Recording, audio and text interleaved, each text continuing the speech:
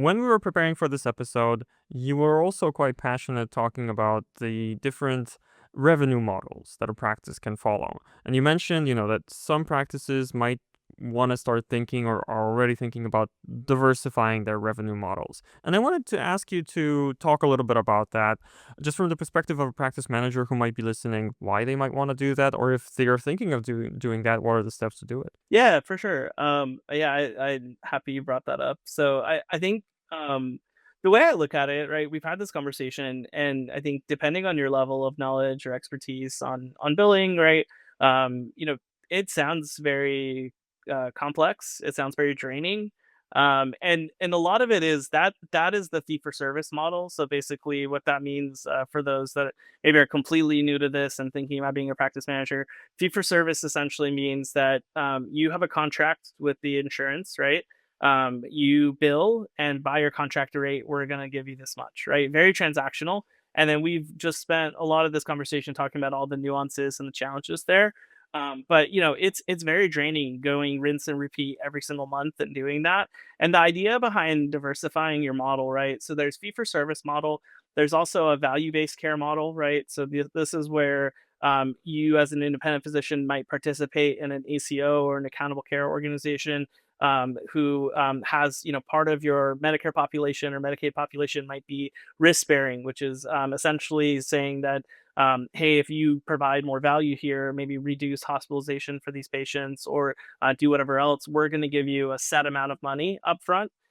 So that way you don't necessarily have to see the patient every single time and do the transactional billing. You're going to get maybe a guaranteed amount of money per member per month. And then it's if the patient comes in, you get that money. If they don't come in, you still get that money, right, for that population. But you're driving outcomes, which is kind of exciting if you think about it, because I'm sure in some form or fashion you go into healthcare to drive outcomes, not necessarily to do that whole transactional thing when it comes to billing. And so there's that exciting element of it, which can hopefully de-risk a little bit having to deal with the transactional stuff, and allows you to actually focus more on your patient experience and really driving outcomes. Then there's a completely different model, right, that is away from insurance called direct primary care.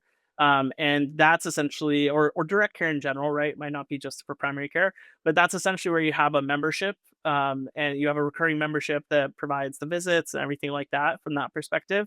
And then there's hybrid. So hybrid is essentially where we get into the diversification that you talked about, where it's multiple of those models. The reason I talk about that, if you think about just generally you as a person or a consumer, right? You have a financial advisor, or you have different investments you might do, right? You have cash, you might have savings, you go in the stock exchange, whatever it might be, right?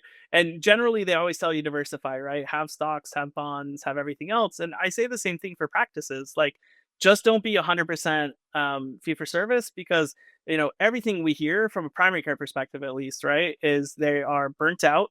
Burnout is huge for these providers, and just the burden of having to run a practice is very draining on them. And so maybe if you shift that a little bit to where you do a hybrid, right, and maybe you do in some states, depending on your regulations and what the payers allow, you can be insurance and membership. Like, you could have a membership that enables patients maybe to text you, right, and stuff like that.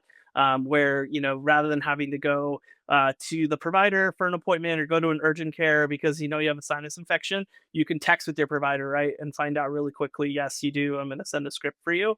So there's benefits there from that perspective. And then even on the value based care side, right, there's a lot of benefits that you might get out of that. And there's great groups like Aledade and Vitalize and Pearl and some of these other folks out there that help independent physicians get into these value based care arrangements that can help kind of generate additional revenue for you.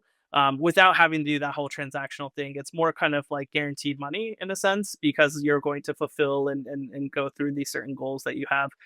So the reason I say that and to do the diversification is, one, hopefully it helps lessen some of that burnout for you. But two, it can get you more steady income, because the transactional thing can go up and down because it just depends on how you're getting paid, right? So if you can also get a steady set of income, separate of doing the fee for service side, it's really great from that standpoint. So I would encourage people to think about it. And me myself as a consumer, I have insurance, for catastrophic reasons, but I'm in a direct primary care model because also for me as a patient, I appreciate that personalization that I get with my provider, and I'm able to get more time. That scenario I talked about, if I had a sinus infection, I don't have to go to an urgent care or find an appointment with them.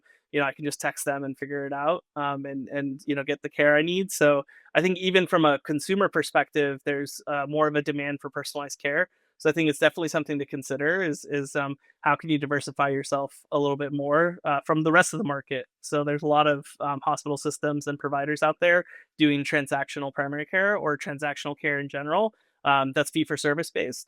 And maybe having a personalized approach might be something that's really great from that standpoint. Could you help me understand, because I'm still learning about the direct primary care model.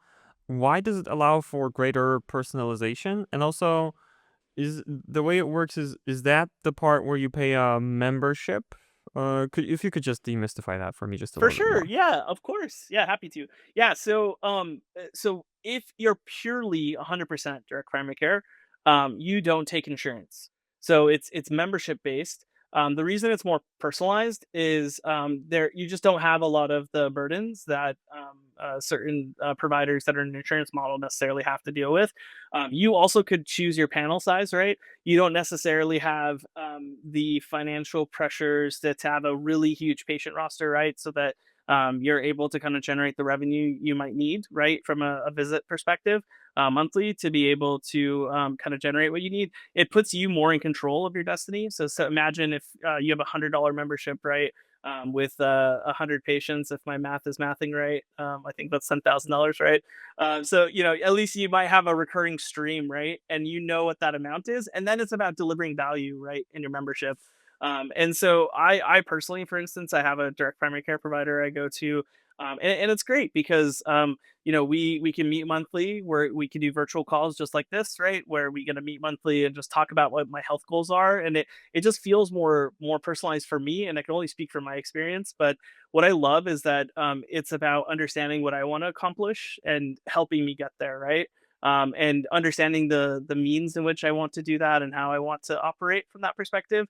I think one of the challenges, and this I'm only speaking from my own personal experience, is where I live. There's a lot of hospital-based systems, and I don't necessarily have a relationship with my provider. And in some cases, it's discouraging for me. I don't want to necessarily go to the doctor unless I absolutely have to, just because I feel like they look at me in the lens of, okay, you're unhealthy. Oh, here's some medication. You should take some of this medication. Try it out. Like it's not necessarily trying to figure out who I am, what I'm trying to accomplish, and kind of help me there. And I love that aspect of personalized care or direct primary care in general. Is that it's just more personable, and hopefully it encourages people to be more proactive about your healthcare, not reactive. Not you're sick and you go see the doctor, right? You can't figure out what's going on and you go see the doctor. It's just be more proactive about your health up front. Yeah, I can definitely see the advantages both for a patient and for a practice manager. It seems like it would allow a practice manager to escape from the hamster wheel of. I heard this from Rafael Salazar. We've got an episode with him as well. That's the first time I heard it. He said the model of if you're not drilling, you're not billing, or rendering any other service, right? Uh, Right, yeah. yeah. Yeah, And yeah. from this conversation, I learned even if you are billing, maybe you're not getting paid. So that's Right, or getting paid the right amount, right? yeah. Sometimes too, you're not paid the right amount, and you have to figure that out and follow up on all that. I definitely think it helps with getting you off the hamster wheel, but in even in that direct primary care model, right? Your overhead, you're trying to keep it very low, and there even more so, automation is important. So even all the things we've talked about, especially like the on the AI side or anywhere, right? Even if you're not billing with insurances and you're dealing with that, there's still opportunities for you to maximize your staff, right? Because even in the direct primary care model, you might only have the provider and one person, or just the provider, and that's it, right? So I think the more you can do with automating things, the even more it helps from that perspective.